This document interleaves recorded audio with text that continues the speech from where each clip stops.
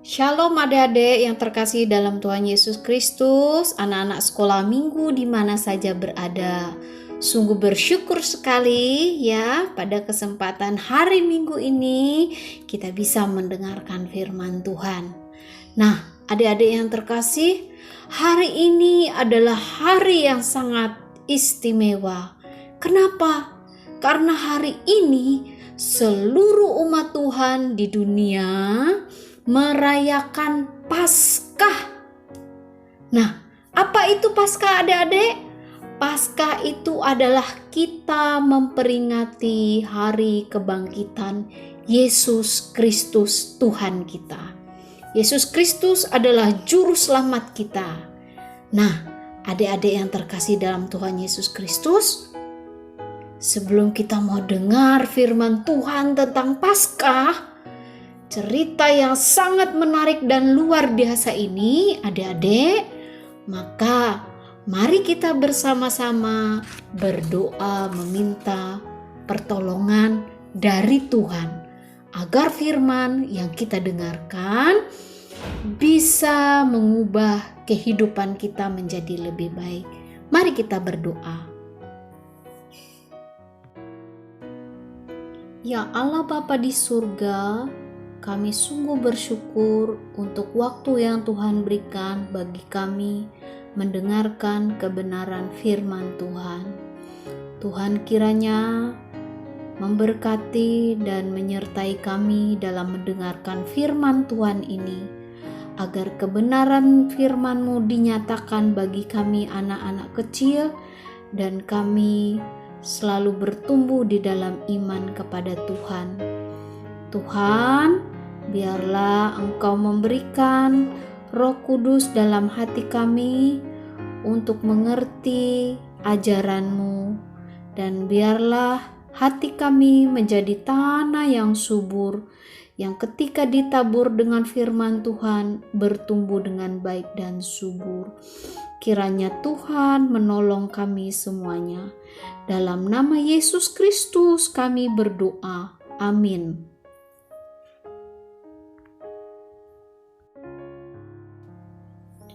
Adik-adik sekalian, Alkitab ini adalah firman Tuhan. Nah, di dalam Alkitab ini berisi tentang cerita Allah dan kasih-Nya yang luar biasa bagi kita. Hari ini adik-adik kita mau mendengar ada kabar yang sangat baik, kabar yang sangat menggembirakan untuk kita semua. Karena apa? Karena di dalam cerita ini kita akan mengetahui betapa Allah itu Allah yang berkuasa, Allah yang menepati janjinya. Nah, adik-adik, pada zaman Alkitab kita ketahui bersama bahwa Adam dan Hawa jatuh ke dalam dosa karena memakan buah pengetahuan yang baik dan yang jahat. Mereka berdosa karena apa adik-adik? Karena mereka melanggar dan tidak taat pada perintah Tuhan. Kata Tuhan, semua buah yang ada di taman ini boleh kamu makan. Tetapi satu pohon ada satu taman ini, di tengah taman ini yang tidak boleh kamu makan. Kalau kamu memakannya, maka kamu akan mati. Nah, adik-adik kita ketahui ceritanya. Adam dan Hawa menjadi tidak taat ya, karena dibujuk oleh iblis. Nah, akhirnya mereka mati secara rohani dan itu membuat seluruh manusia di dunia ini yang adalah keturunan Adam dan Hawa memiliki dosa. Dan adik-adik, di dalam Alkitab ada tertulis bahwa semua orang telah berbuat dosa dan telah kehilangan kemuliaan Allah. Dan upah dosa adalah maut. Maut itu adalah kematian. Tetapi Allah, adik-adik, Allah adalah Allah yang mengasihi manusia. Dia mau bahwa manusia itu bisa kembali berelasi, berhubungan dengan Allah lagi. Maka Allah pun berjanji bahwa akan ada satu keturunan dari Adam dan Hawa yang akan membebaskan manusia dari kematian.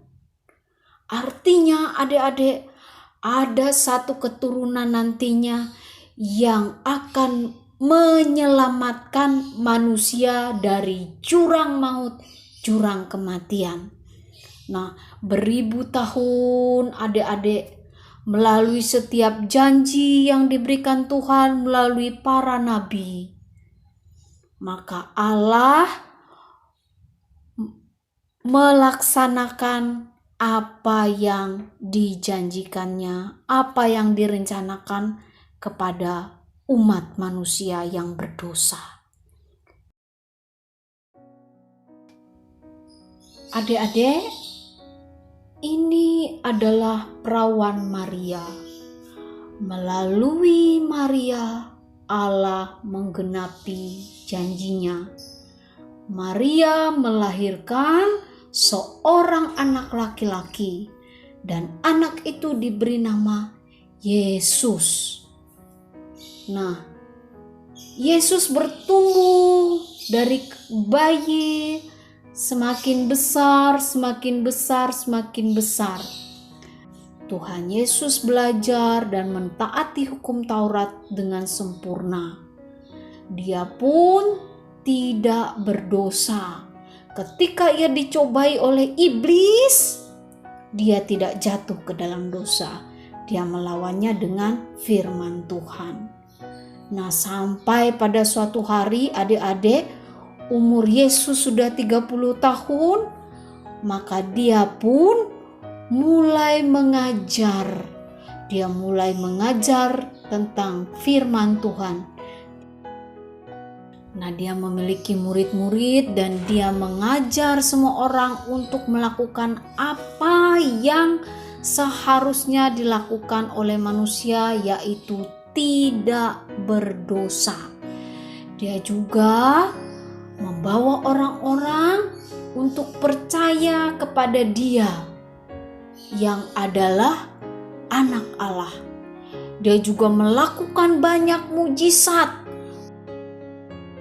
Yesus mengubah air menjadi anggur di pesta pernikahan.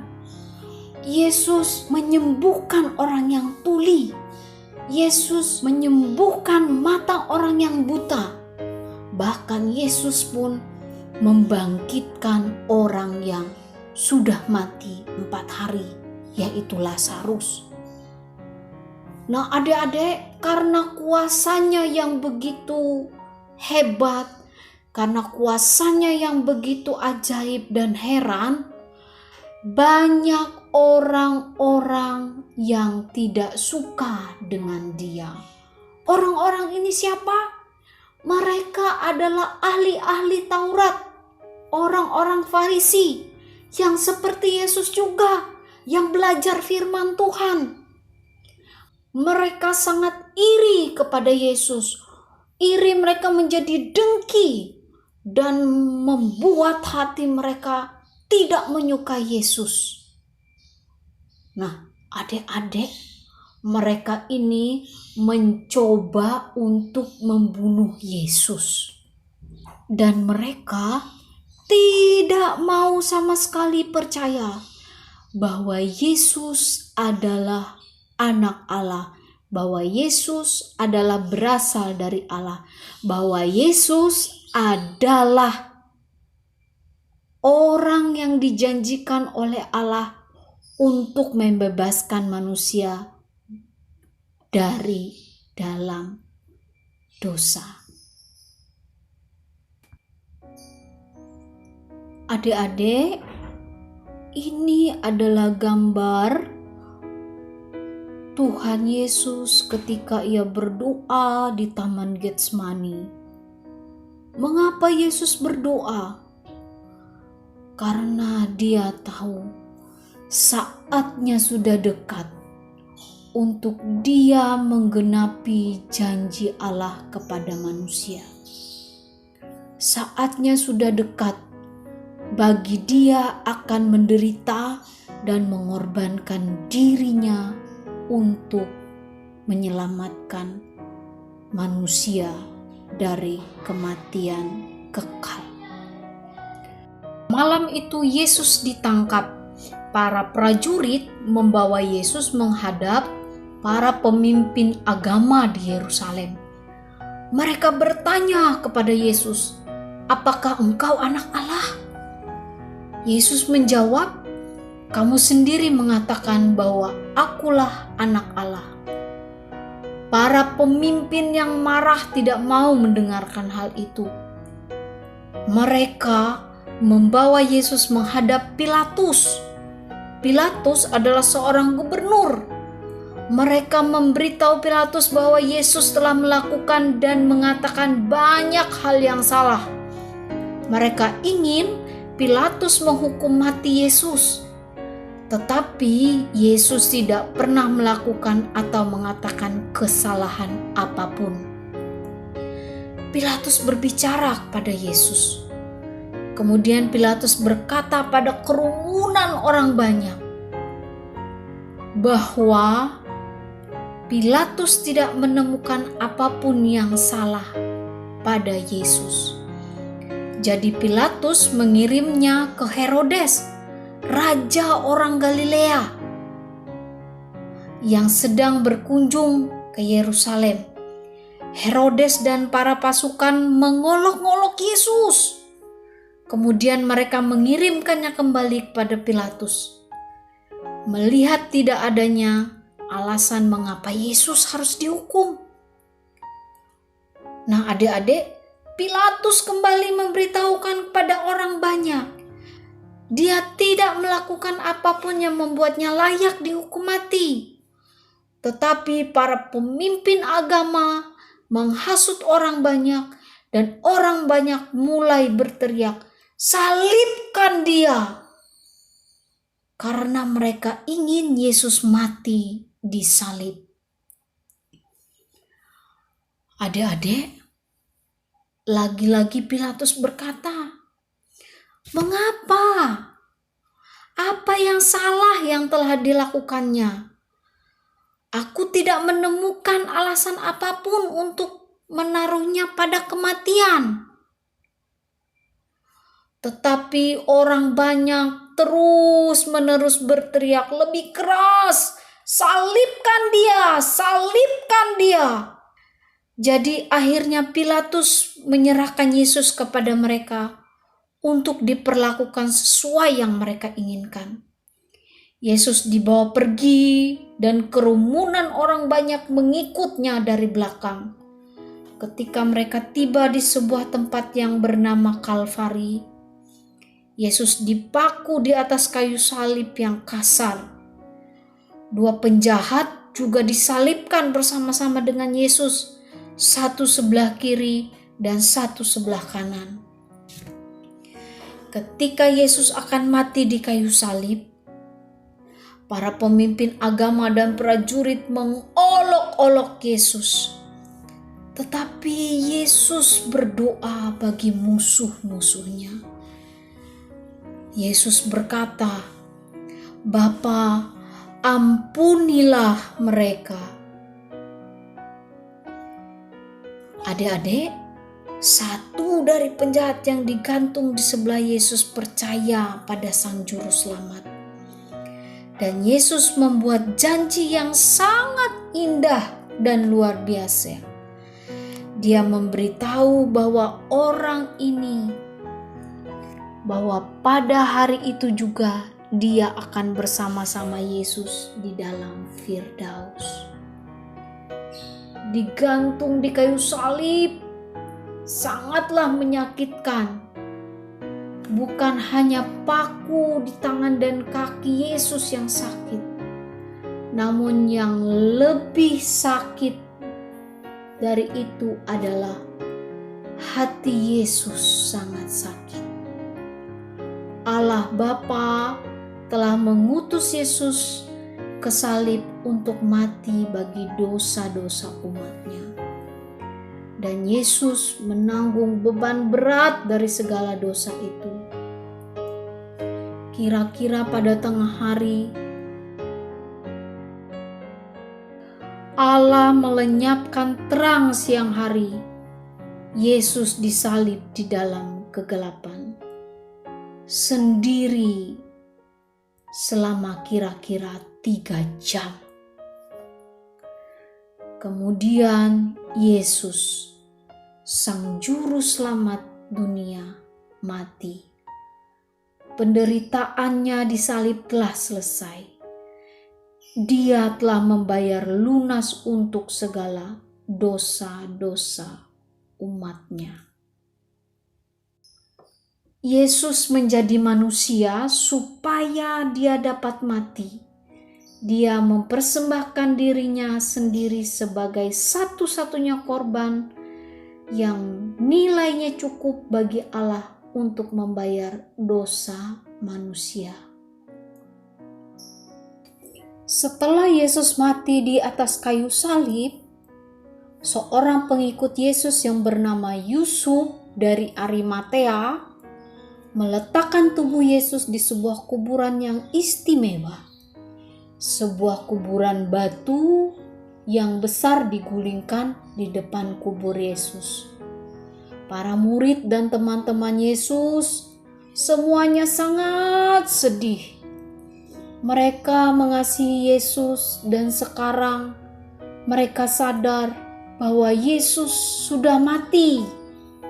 Mereka meninggalkan tempat di mana Yesus dikuburkan dan pulang ke rumah mereka masing-masing dengan kesedihan.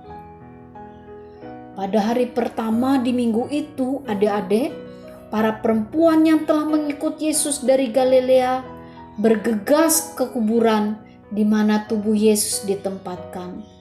Mereka membawa rempah yang telah mereka siapkan untuk tubuh Yesus. Ketika para perempuan itu tiba di kuburan, mereka sangat terkejut menemukan bahwa batu yang besar yang berada di depan pintu kubur telah dipindahkan.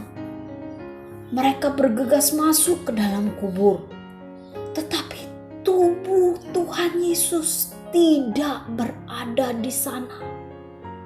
Oh, mereka menjadi panik. Apa yang terjadi?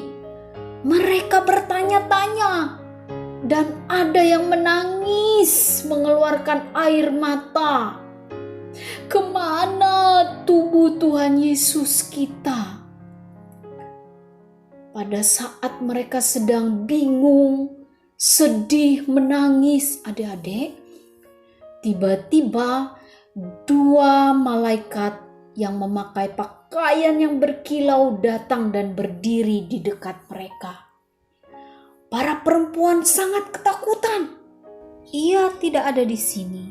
Ia telah bangkit. Ingatlah apa yang dikatakannya kepada kamu ketika ia masih hidup, bahwa Anak Manusia harus diserahkan ke tangan orang-orang berdosa dan disalibkan, dan akan bangkit pada hari yang ketiga. Kemudian para perempuan itu ingat, Yesus pernah mengatakannya sewaktu Yesus itu hidup, bahwa dia tidak akan mati selamanya. Dia akan dibangkitkan pada hari yang ketiga. Nah, adik-adik, seketika itu juga para perempuan bergegas memberitahukan kepada 11 murid berita yang luar biasa, bahwa Yesus telah memenuhi janjinya. Anak Allah sungguh-sungguh berkuasa dan dahsyat untuk hidup kembali. Namun adik-adik, para murid tidak mempercayai perempuan-perempuan itu awalnya. Mereka berpikir apa yang mereka katakan itu tidaklah masuk akal. Bukankah para murid telah melihat Yesus mati? Bagaimana mungkin dia dapat hidup kembali? Itu pikiran mereka. Maka Petrus pun berlari ke kubur untuk melihatnya sendiri. Dan dia menemukan tepat seperti yang dikatakan para perempuan, bahwa Yesus tidak berada di dalam kubur. Di kemudian hari, adik-adik, juru selamat yang telah bangkit, yaitu Yesus Kristus, menampakkan diri kepada Petrus dan murid-murid yang lain, memenuhi mereka dengan kepercayaan sehingga mereka dapat mengatakan dengan penuh sukacita, Tuhan telah bangkit. Nah, berita yang sangat baik bagi para perempuan, murid, dan semua orang yang percaya kepada Yesus, bahwa Yesus telah bangkit dari kematian untuk menyelamatkan umatnya dari dosa-dosa mereka. Yesus lebih kuat daripada kematian, karena Yesus adalah Allah. Yesus adalah juru selamat kita yang menepati janjinya untuk bangkit dari kematian pada hari yang ketiga. Nah, ini sungguh-sungguh berita yang sangat baik kan, adik-adik, bahwa Yesus hidup. Dan orang-orang percaya memperingati hari ini sebagai hari kebangkitan Yesus Kristus, Paskah, adik-adik. Mari kita bersukacita atas kemenangan Yesus. Mari kita bersukacita, adik-adik, karena Yesus telah bangkit. Nah, adik-adik, firman Tuhan mengatakan di dalam Wahyu 1 ayat 18, Aku telah mati, namun lihatlah aku hidup sampai selama-lamanya. Mari kita bersukacita dan berterima kasih kepada Yesus yang telah menyatakan kuasanya dan Allah telah menggenapi janji-janjinya. Nah, adik-adik, mari kita berdoa. Tuhan Yesus yang terkasih, terima kasih Engkau telah mati di kayu salib bagi dosa-dosa kami. Terima kasih Engkau telah bangkit dari kubur seperti yang telah Engkau janjikan.